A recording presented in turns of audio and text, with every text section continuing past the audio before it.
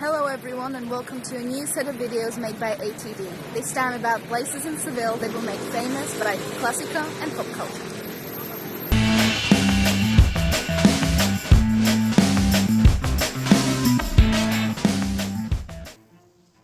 In our first video, we will look at Carmen by Georges Bizet.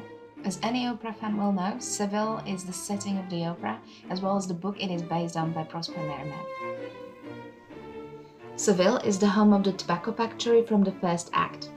It was a very prosperous business which maximized their gains by employing the cheapest workforce, which were women. Because of how poor and underpaid they were, they tried their hardest to steal tobacco and sell it outside the factory. That's why guards searched them every day when leaving work. These women often worked with their children, and they would get nicotine poisoning, so you can imagine they were hardly the beautiful seducers Carmen is famed to be. In the opera, the tavern from the second act was located on a street right outside of the factory.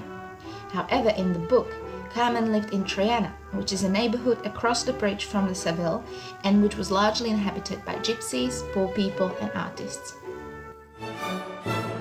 Before we move on to the last act, let's not forget all the other operas that were set in Seville, like Prokofiev's Betrothal in a Monastery and Verdi's La Forza del Destino. Barber of Seville and Marriage of Figaro by Rossini are both said to be set outside the Alcazar, right next to the archive and the cathedral. Beethoven's Fidelio isn't set in Seville, but in a prison just outside of Seville. However, there is a prison right in the city center, where Miguel de Cervantes Saavedra wrote a part of Don Quixote.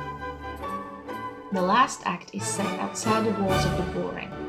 This used to be a military school where bullfighting originated during military exams, part of which was fighting a bull to prove the soldier's ability.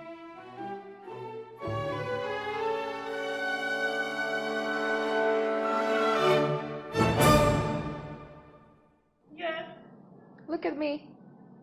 Say thanks for watching. Thanks for watching.